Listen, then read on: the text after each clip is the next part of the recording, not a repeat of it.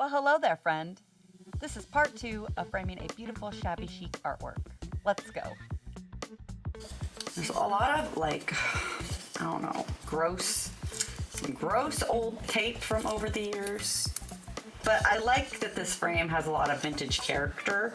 I am gonna fill these holes with some wood filler, but I think I'm just gonna leave the distressed look of it. I'm going for a very shabby chic kind of sort of thing. And I am gonna use glass. I don't typically like to use glass anymore because of shipping hazards, but I am gonna use glass, and then whoever buys this framed piece of art, I will pack it very well for you, which I should say my art is available on my website at www.enlumenarts.com. The link below or on the screen. And if you'd like to purchase my original art, you may do it at that address. Scrape the crap off of this glass. Don't try this at home, kids. Now you can see the tape. So glass does typically have a sharp edge, and so I recommend handling it very carefully if you're working with real glass. And I'm just gonna go around and try to scrape some of the detritus off of this, try to peel up this tape. Somebody decided that scotch taping this old beautiful frame was a good idea once upon a time. They were like, yeah, let's scotch tape it. It even had like some sort of brown watercolor water tape along the front of this whole thing, and I was like, what the heck? I had already taken that off.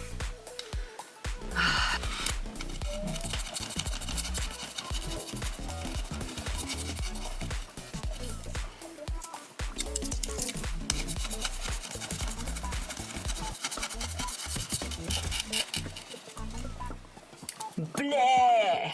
Look at the gross stuff coming off of this glass. It's disgusting. Old razor blades are great, though, for getting crap off of your glass.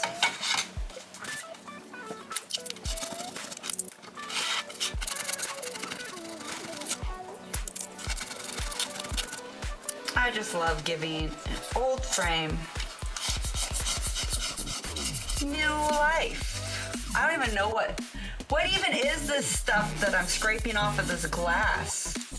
It's disgusting. What is it? It's gross, guys. Look at that detritus that came off my frame. It's gross. It's disgusting. Now let's get some window cleaner, and I'll be right back. I've got this dollar store bargain basement artist budget window clean to the rescue. Huzzah! Artist budget. When you don't even have regular Windex in the house, you have artist budget dollar store window clean. Says it's streak free. Let's find out.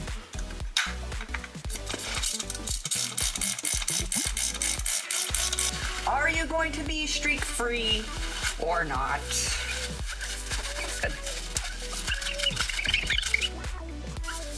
Make sure you clean your glass good, friends. You're gonna clean it. So that's like probably the cleaner side. This other side is gross. Like really gross. It's probably got like 50 years of detritus gross. Just gonna do like the best that we can here with this glass. For the moment being, I'm not putting the art in yet. I'm gonna clean it again when the art goes in. Well, let's see. Streak free shine? I don't know, man. I don't know. Okie dokie. With our glass now sort of cleaned, what we're gonna do is put together this mat. And it's really easy to do. You're gonna need a couple of things. You're gonna need to have some sort of hinging tape, because we're going to take these two pieces and make a hinge. And water. Yeah, you're gonna need water too. All right, so what we need to do now with this lovely flower is assemble this mat. So as previously discussed, we have a plan, man. And that plan is we're going to wet. Now you can either pour some water in a cup. This dollar store cup, I thought it was was gonna be thicker and it's so crinkled. But anyway, I think it will hold some water. Maybe it's got a lot of static electricity, this cup does. Oh my God, magic. I'm doing magic. I'm doing magic with my hands. Oh, my mind skills. Oh, how am I doing that?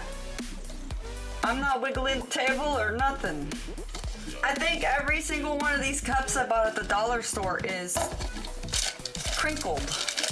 Oh wait, this one's not. The first top two though, totally crinkled. Totally, come on dollar store.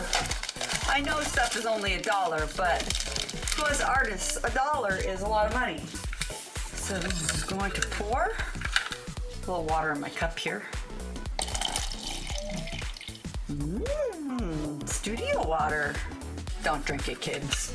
And I'm just gonna, I like to just put these little guys in here. Give them a little swirl. Let them get kind of soft. And then shake the butter off.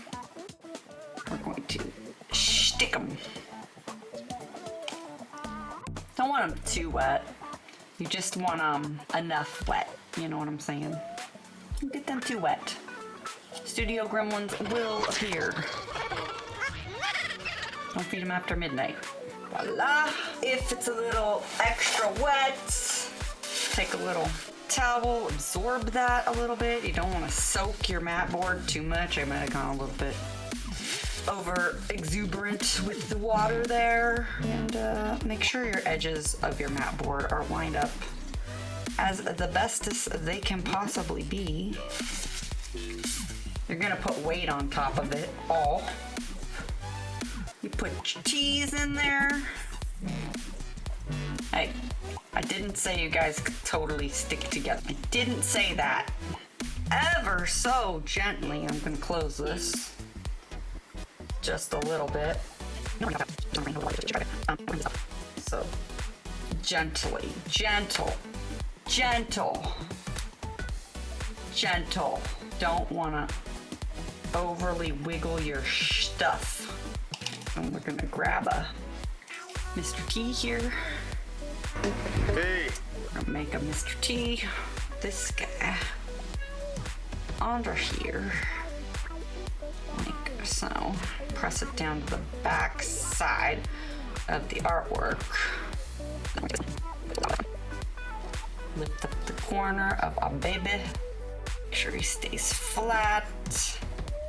All the framers are like cringing. They're like, oh no, this artist lady doesn't know what she's doing. I'm an artist, I'm not a framer. I just know about framing some stuff. I know enough to be dangerous. And now you guys do too. Just learn enough to be dangerous. You're going to put something that has a little bit of weight. Doesn't have to have a lot of weight, but it could have a little bit of weight on your mat, and you're gonna let it dry. You could use a piece of plexiglass. You could use some kitchen paper. Doesn't have to have a lot of weight. We might use Durham's Rock Hard, some water. We're gonna let this stuff dry overnight, or for at least the next few hours. And then on the art, we also need a little bit of weight. Let's just use the Windex bottle. Everything needs to be getting smooshed till it dries. Then once it's dry, we'll take it and fold it up and pop it in the frame. Okay, so to patch these holes on the side, we've got some Durham's Rock Hard Water Putty. It stays put, will not shrink. Apparently it's made from this guy's Rock Hard sweat, so we're just gonna stick some of his Rock Hard Putty in our holes. And to do this, I'm just gonna take some of his Rock Hard Sweaty Putty and stuff it in a hole over here. Right, like so. So there's the hole. We're just gonna mash that shiz in there. I'm gonna do the ones on the back too. We smashed it into the hole. And we're just gonna paint over that, like you won't see any holes. You know, I kind of like the way that some of the scratches are on this frame, so I'm not trying to destroy the character of the frame here. What you're gonna end up with here is a nice filled hole that nobody will be able to tell that you stuffed Rock Hard Putty into. So I'm gonna do it on this side as well. Whoever had this frame was really dumb, and they decided that it would be a good idea to put framing hardware. When I got it, the holes, actually there was eyelets, like the little eye hooks were stuck like this, boop, into the side of the frame, and they had hung framing wire from the sides of the frame. Like, who does that? Who? Don't do that. Don't do that. So remember, like, please don't do that. don't, or else. If you are trying to hang something up, please do not put holes on the sides of your frames. Put it in the back of the frame. Like, who does that? And I'm also gonna patch these holes. And then what I'll try to do is mix up some acrylic paint to match. Hopefully I have something that's matte enough that will match the character of the back of this frame. And you know, if you can still see the divot in the hole a little bit, that's okay. I'm not going for perfection here. I like the character that this frame has, the shabby chicness of it. All right, it's the next day, so let's see how everything's dried.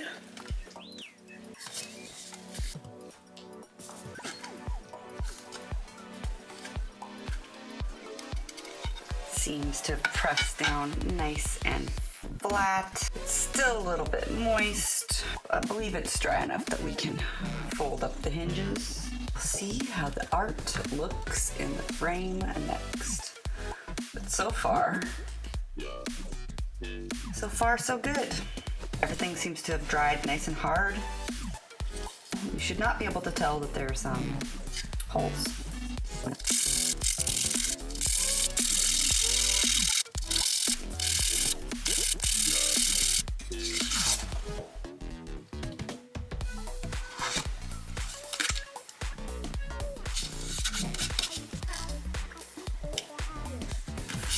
Okay, I got a little paint on my palette. I put some Titan Buff.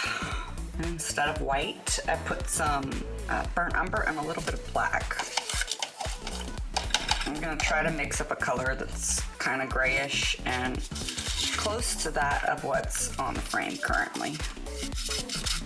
Cover up the spots where I made the hole. To me, this frame has like kind of a nice warm gray color with a slight sheen, so that's what I'll be going for. Let's give this a little test. I think it might be a little dark. I think it's actually pretty good match. Doesn't have to be perfect. I'm just trying to coat the wood lightly and blend it in with what's already there. It's a little bit dark. Just the tiniest bit though. Acrylics always dry darker, so it's a little light. It really won't matter too much. I'll give it a couple coats. I just want it to like blend in so that we don't see the hole as much. I don't care if there's a little character there though. Now on the back side, this one can be a little more dark. Get a little bit more of that burnt umber in there. I'm just using a crappy old man brush for this. This brush has been used so much. But it adds character and texture. Nobody's really going to care what the back looks like anyway.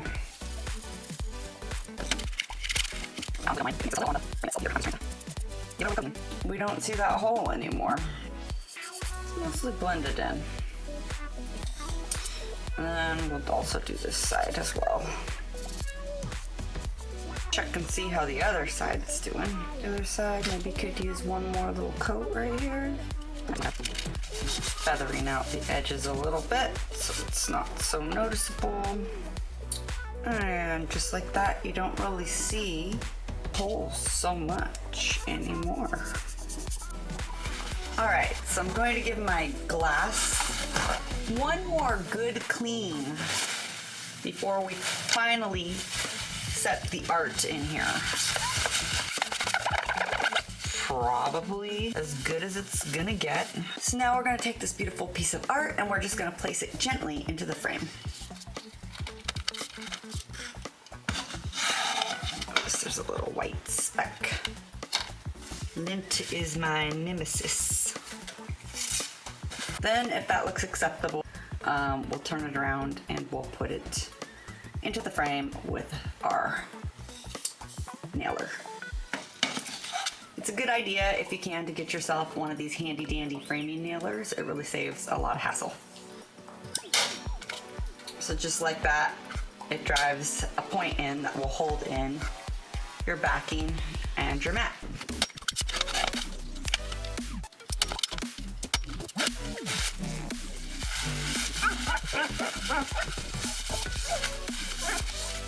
The very final thing that we have to do here, almost done with this beautiful rose, is to put our hanging wire. And then we'll have a beautiful framed piece of art.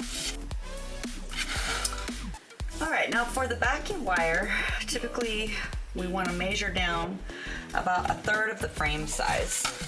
I'm sorry, I don't know where my measuring tape went, but I'm just gonna use this clear ruler that I have since it has measurements on it, and you guys probably won't be able to see it that well, but this frame is 8 inches, so that means we would need to come down about 2.5 inches.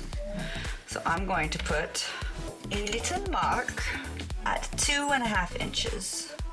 So there's 2, and there's a half. Here's 2, here's a half. And also, let's make sure we have the top. Yes, that's the top of the piece. Don't use those sawtooth hangers. Those things are terrible. Terrible!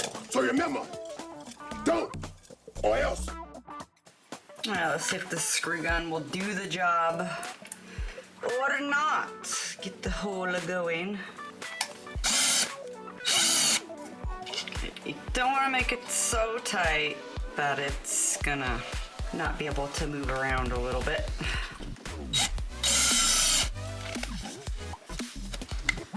This one a little wiggle. It's a little bit more stiff. Then next, we gotta cut our wire. And for this frame, it's so small, we don't need a very big piece of framing wire. We can use a thin gauge of wire, and we just want enough wire to hold it securely on the wall, because it's not gonna be very heavy. If you were doing a larger artwork, then you would need a bigger piece of framing wire. So we're gonna take our wire, we're gonna put it through the hole like so. We're going to tie our standard little knot, and we are going to wrap the ends of the wire around here. Now, an optional thing some people like to do when they frame up their work is some people will put a dust cover backing on the back of the piece, and that can just be a simple piece of craft paper that is taped with like a double stick tape to the back of the frame, and that can prevent dust and whatnot from getting in the frame. Then you can just take your wire cutters. I don't really have appropriate wire cutters in my studio right now, so, but these do have like kind of a snip on them. So then of course you want to make sure that your frame will have enough room to hang freely on the wall, but you don't want your framing wire going above your frame, obviously, unless it's, I mean, I have seen pictures framed like that, but this is not. So yeah, you want to make sure your wire stays behind your frame. I like to make a little knot here, pull it rather tight. Now you can also get thicker, nicer wire at Michael's and stuff, especially for bigger paintings that's coated. It's a little bit easier to work with. Then I just like to twist the wire up and back on itself a little bit, and then trim it off flush. And then another thing you can do is, if you'd like, is to tape the pokey bits with some decent quality tape and such, so that they are not pokey on your artwork. And that way it will assure that it doesn't scratch your wall or anything either, or your client's wall, your customer's wall. So I will probably go back and tape this once done. And then the other thing that is really nice to do that you can get, but I'm all out of them at the moment, you can get some little clear bumpers. Actually, I might have some little clear bumpers. Hold on just a second. I did find some little bumpers. So you can get little bumpers like these, and they come on a little plastic sheet, and then you can just affix them to the corners of your painting, and that will help also make sure that your painting doesn't scuff your wall. So with that, let's turn it around and see how she looks. It's so bright you can even see the reflection of my camera tripod and the ceiling on the frame, but hey, let's see how it looks up on the wall. And here it is, guys, up on the wall, but I think it looks fabulous, and I hope you do too. It's one way you can take a beautiful old antique frame and turn it into a lovely piece of art and give it life again. If you like this video, please be sure to like and subscribe. I will see you guys for more.